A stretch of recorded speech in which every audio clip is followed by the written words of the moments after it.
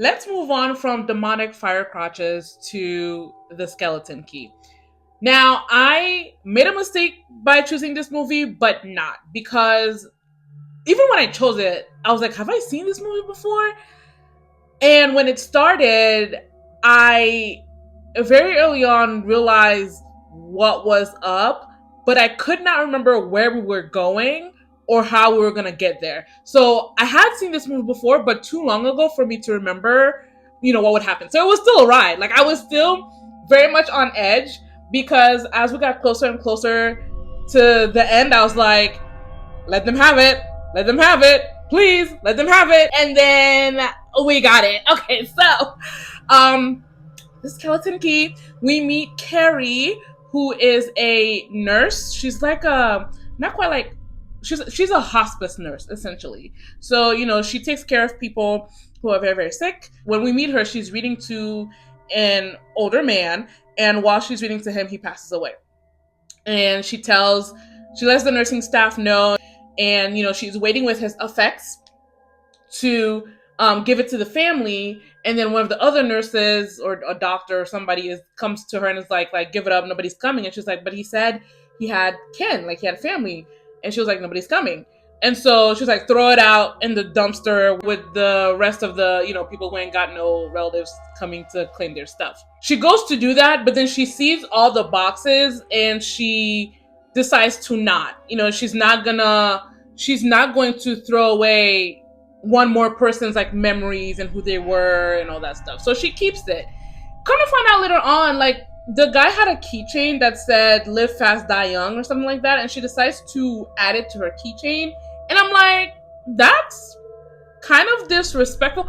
One thing about Carrie in this movie, which I feel like is part of her downfall, she doesn't meet a boundary that she doesn't cross. So she takes this man's keychain. I get that it's supposed to be like affectionate because she felt close to him, but she takes his stuff. Then when she sees an ad in the paper, she looks for another job. She gets another job because she's disillusioned with the hospital because she feels that they don't care about the patient. Like they're too cold. Like they're just like bodies to them. She wants something a little bit closer. So she gets a job as a personal nurse to an older man he had a stroke and is paralyzed on both sides.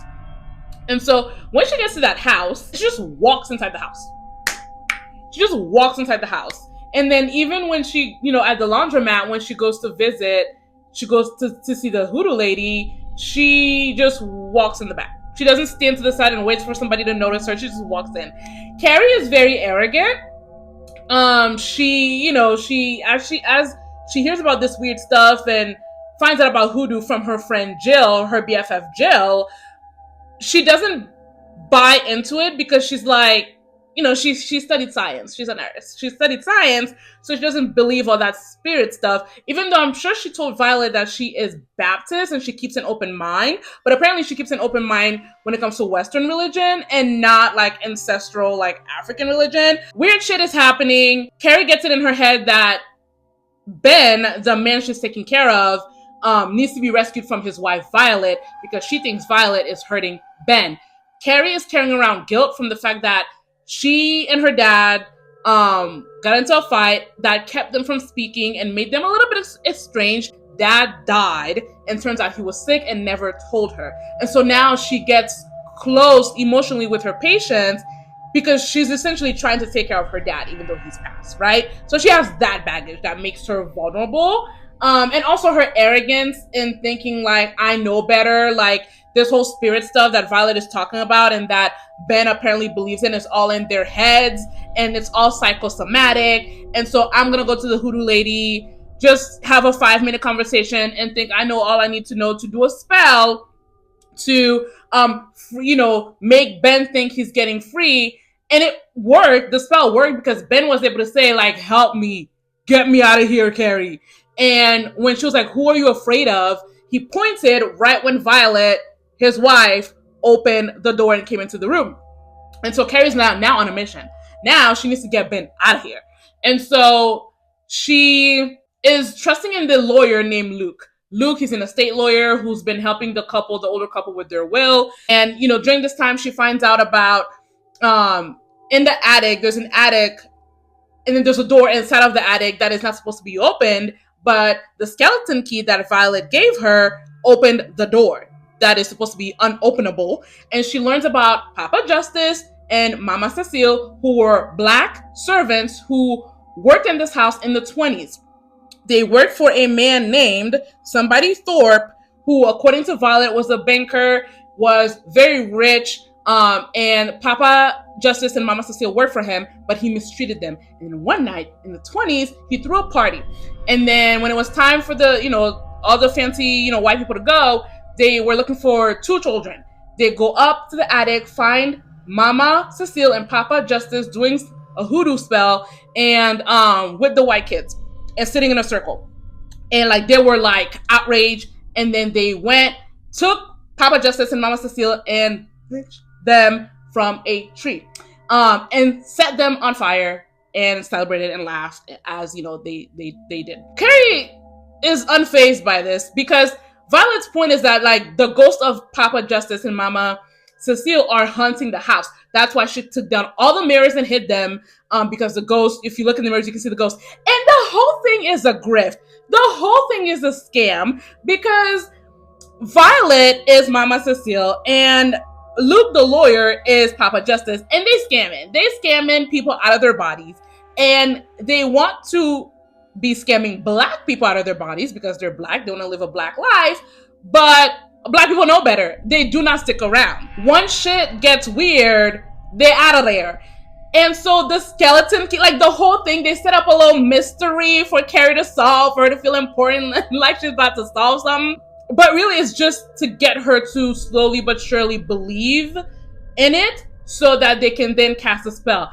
I wanted it so bad. I was like, please don't defeat them. Please don't. Like, they figured out the secret to live, to get the freedom that they did not get in the 20s and the 10s.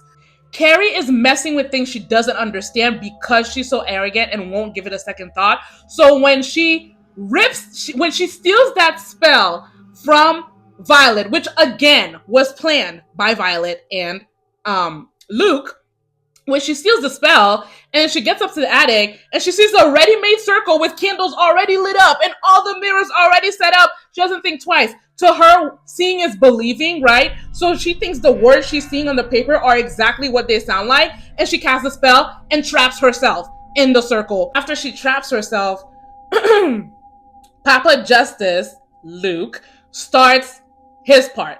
Like they had a whole chase scene and everything. Luke is doing the spell, and then Mama Cecile, aka Violet, throws the mirror at her, which crashes into her.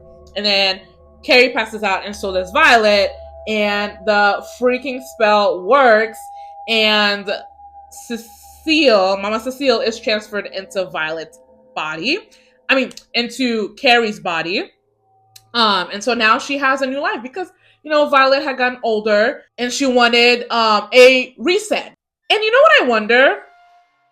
I wonder if the other hoodoo practitioners in the town, since this plan between Mama Cecile and Papa Justice was so elaborate, I wonder if the hoodoo community in Terrebonne Parish know. I wonder if the lady at the laundromat knew. I like that thought. I like that they would know. But I think maybe they don't. Like, I don't think Mama Cecile and Papa Justice have a community outside of each other. And I also wondered if the whole red dust thing was even real, right? But what I'm remembering is that when Carrie and Luke went to visit the Creole people, Luke stayed outside, but then he goes inside. So I'm like, did he use another door? Or did he just step over that damn dust because he doesn't really do anything? Or maybe he's familiar with the location. You know what? I'm gonna say it doesn't work because at the end of the movie, after the transference happens, Luke comes up the stairs. Whereas before, like, he was trapped downstairs and, she dusted the house.